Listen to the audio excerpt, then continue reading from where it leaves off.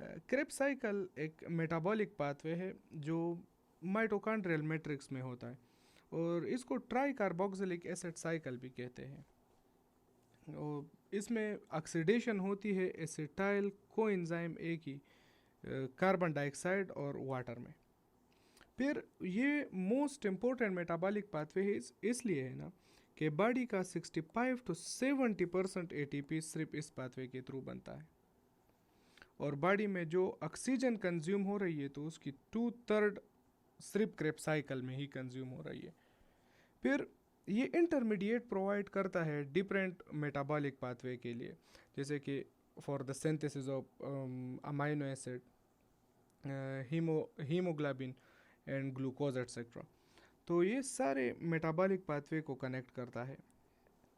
फिर Krebs cycle कैसे होता है, इनके इसके स्टेप पढ़ेंगे हम अब। क्रेब साइकिल में जो हमारे पास ग्लाइकोलिसिस में पायरुवेट बना था, जो पायरुवेट हमारे साथ बना था, वो ट्रांजिशन स्टेट में कन्वर्ट हो जाता है एसिटाइल कोएंजाइम ए में। फिर एसिटाइल कोएंजाइम ए ऑक्जेलो एसिटेट के साथ, एसिटाइल कोएंजाइम ए ऑक्जेलो एसिटेट के साथ मिल जाता है एसिटाइल कोएंजाइम ए, और ये बनाता है सिट्रेट। इस स्टेप में जो एंजाइम यूज होगा वो होगा आई सिट्रेट सिंथेज, इसमें यूज होगा सिट्रेट सिंथेज। ठीक, और ये एसिटाइल कोएंजाइम ए ऑक्जेलो एसिटेट के साथ मिलकर बनाएगा सिट्रेट। फिर सिट्रेट हमारे पास कन्वर्ट होगा आइसोसिट्रेट में। इसमें जो एंजाइम यूज होगा वो एंजाइम होगा एकोनिटेज। एकोनिटेज एंजाइम यहाँ पर यूज होगा, और ये 2 स्टेप रिएक्शन है। एकोनिटेज 2 स्टेप रिएक्शन में पहले स्टेप में जो है ना हमारे पास वाटर रिमूव होगा, H2 डिहाइड्रेशन होगी, वाटर रिमूव हो जाएगा, और दूसरे स्टेप में वाटर फिर ऐड होगा। जिस स्टेप में वाटर रिमूव होगा तो उस स्टेप में सिट्रेट से हमारे साथ बन जाएगा सिस एकोनिटेज।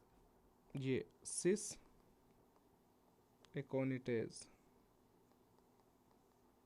और फिर जब हाइड्रेशन होगी और वाटर ऐड होगा तो उस स्टेप में बन जाएगा हमारे साथ आइसोसिट्रेट।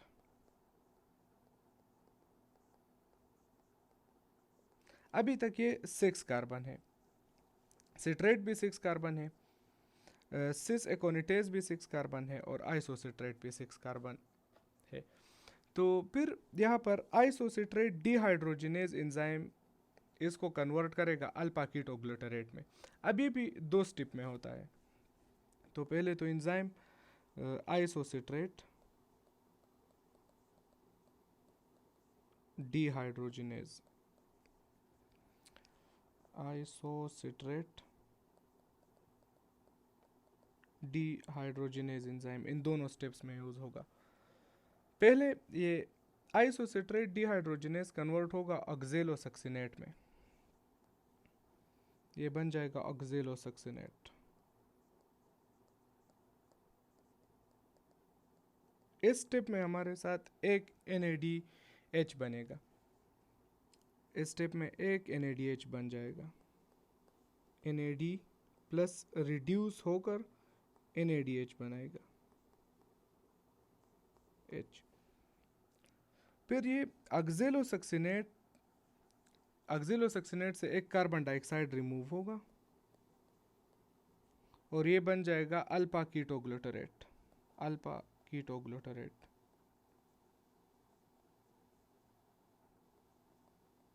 अल्फा कीटोग्लूटारेट इसमें 5 कार्बन होंगे, और एक कार्बन कार्बन डाइऑक्साइड के फॉर्म में रिमूव हो जाएगा ऑक्जेलोसक्सिनेट से, तो ये अल्फा कीटोग्लूटारेट बनाएगा जो कि 5 कार्बन का होगा। फिर ये अल्फा कीटोग्लूटारेट ये कन्वर्ट होगा सक्सिनाइल कोएंजाइम ए में। इस स्टेप को कैटालाइज करेगा alpha keto glutarate dehydrogenase enzyme. जहां पर भी डिहाइड्रोजिनेज एंजाइम का नाम आएगा तो वहाँ पर या तो NADH प्रोड्यूस होगा या FADH2 प्रोड्यूस होगा। अब ये अल्फा कीटोग्लूटारेट डिहाइड्रोजिनेज ये एक NAD प्लस को NADH2 में कन्वर्ट करेगा, NADH में, बल्कि NADH में, और एक कार्बन डाइऑक्साइड को रिमूव करेगा और इसके साथ एक कोएंजाइम A को ऐड करेगा। तो अल्फा कीटोग्लूटारेट डिहाइड्रोजिनेज एंजाइम 3 काम करेगा। NAD को NADH में रिड्यूस करेगा, एक कार्बन डाइऑक्साइड को रिमूव करेगा और एक कोएंजाइम A को ऐड करेगा। तो ये बन जाएगा हमारे साथ सक्सेनाइल को A। फिर सक्सेनाइल को A कन्वर्ट होगा सक्सेनेट में, सक्सेनाइल को A फिर कन्वर्ट होगा सक्सेनेट में। अब इस स्टेप में जो एंजाइम यूज होगा वो होगा succinate thiokinase. Succinate thiokinase, succinate thiokinase, इस एंजाइम के 2 आइसोमर्स है। एक आइसोमर GDP डिपेंडेंट है और एक आइसोमर ADP डिपेंडेंट है। अगर GDP डिपेंडेंट आइसोमर आएगा तो वो GDP प्लस इनऑर्गेनिक फास्फेट को मिलाकर बनाएगा इस स्टेप में GTP। अगर ADP डिपेंडेंट आइसोमर आ गया तो वो ADP प्लस इनऑर्गेनिक फास्फेट को मिलाकर ATP बनाएगा। और सक्सिनेट थायोकाइनेज एसिटा ये कोएंजाइम A ग्रुप, इस COA कोएंजाइम A को भी रिमूव कर देगा सक्सेनाइल को A से। तो अब यहाँ पर हमारे साथ 4 कार्बन सक्सिनेट बन जाएगा, सक्सिनेट। अब सक्सिनेट कन्वर्ट होगा फ्यूमरेट में और इस स्टेप को कैटालाइज करेगा enzyme succinate dehydrogenase. Succinate dehydrogenase enzyme इसको कैटालाइज करेगा।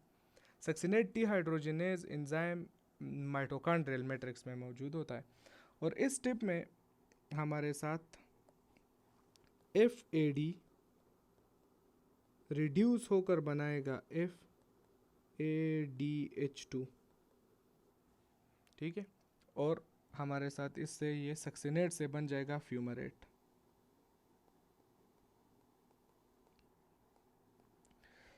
फ्यूमरेट अब बनाएगा मेलेट को, लेकिन ये एक सिंपल स्टेप है, इसमें बस एंजाइम फ्यूमरेज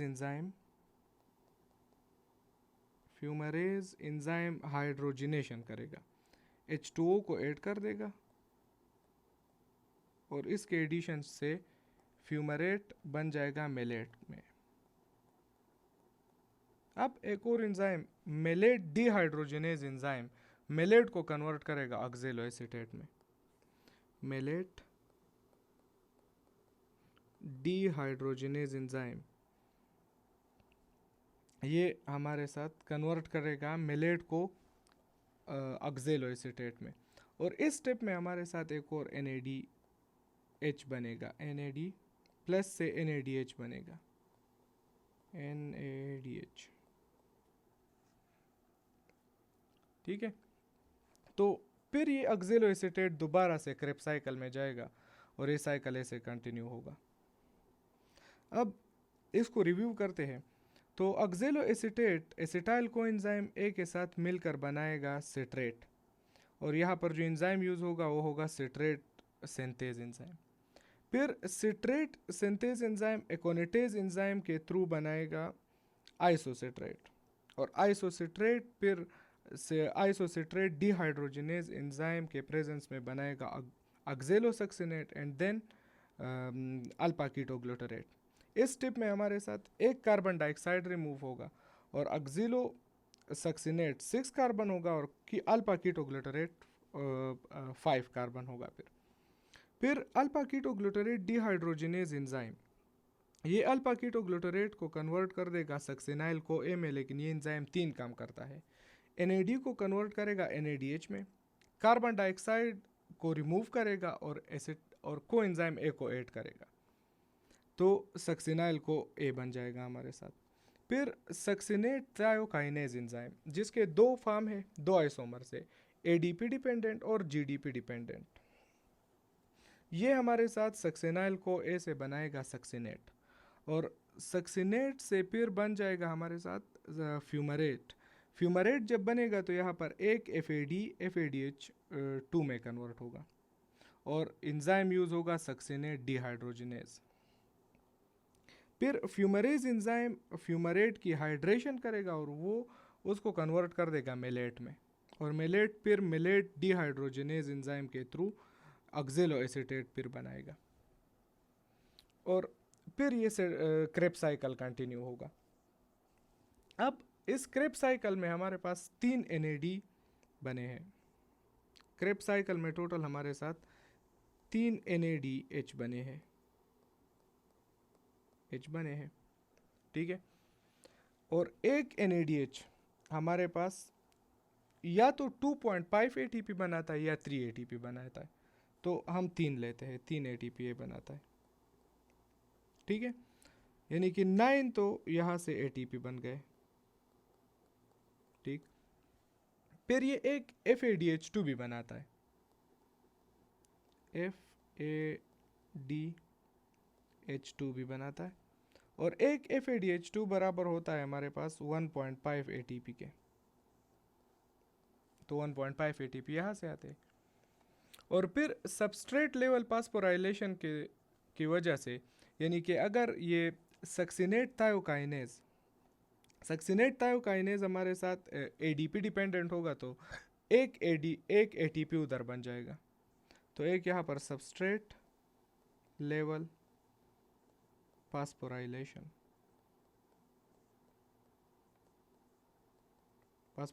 से एक ATP बनेगा, TP।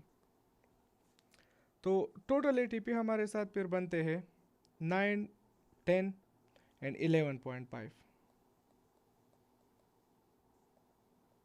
TP is equal to 11.5 ATP। अगर हम NAD को 2.5 ATP के बराबर ले तो फिर हमारे पास 9 ATP बनेंगे, और बस यही हमारे पास था क्रेब्स साइकिल।